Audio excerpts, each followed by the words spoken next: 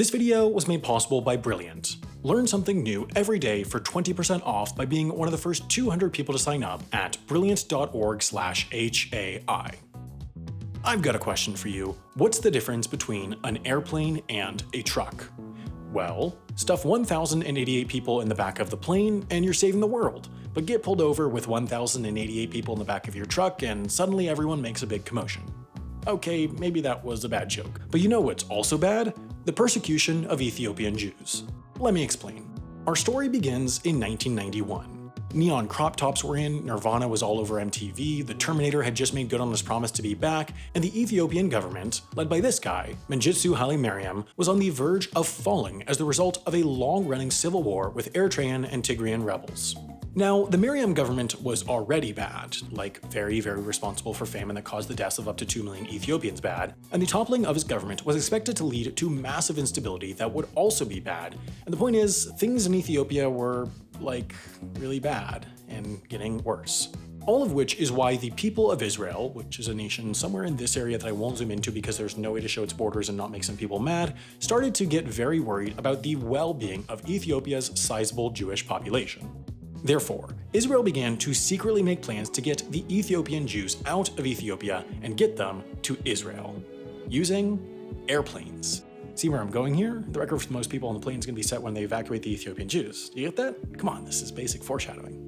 Now, that plan may sound a bit odd, but it had already been done before. Operation Moses in 1984 and Operation Joshua in 1985 had both airlifted Ethiopian Jews to Israel, but the airlifts had been forced to stop in 1986 for complicated international relation-y reasons. This new secret operation, intended to pick up nearly all the remaining Ethiopian Jews, was called Operation Solomon, after Solomon Grundy, the evil zombie who fights against Batman. Or maybe it was named after King Solomon, hard to say.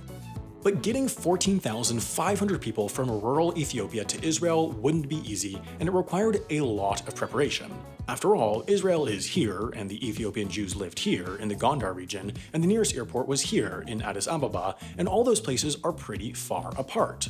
Plus, the nearest Taco Bell was here, so they wouldn't be able to have any nacho cheese Doritos Locos Tacos Supremes on their journey. And so, for 2 years, starting in 1989, members of the Ethiopian Jews traveled the approximately 400 miles or 650 kilometers from the Gondar region to Addis Ababa, the capital of Ethiopia where the airport was located, mainly using buses and trucks procured by the AAEG, the American Association for Ethiopian Jews, but also occasionally using horses or their own 2 feet. Finally, by mid-1991, nearly all the Ethiopian Jews had arrived in Addis Ababa, which meant it was time to leave. But leaving wouldn't be easy either. After all, you can't exactly fly 14,500 people out of a commercial airport without anyone noticing, because, if you'll remember, airports used to be places that people went to.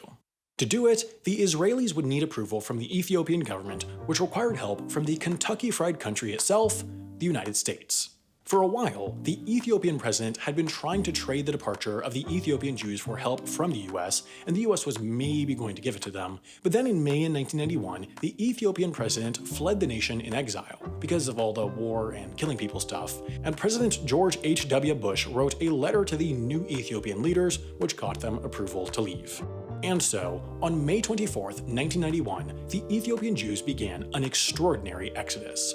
All 14,500 travelers gathered at the Israeli embassy in Addis Ababa and were transported to the airport on special buses escorted by Israeli soldiers of Ethiopian descent. Using 35 planes, a combination of Israeli Air Force C-130s and El Al Boeing 747s, 14,500 people made the 1,500-mile journey from Addis Ababa to Israel in under 36 hours, the fastest mass departure until audiences walked out of Rise of Skywalker.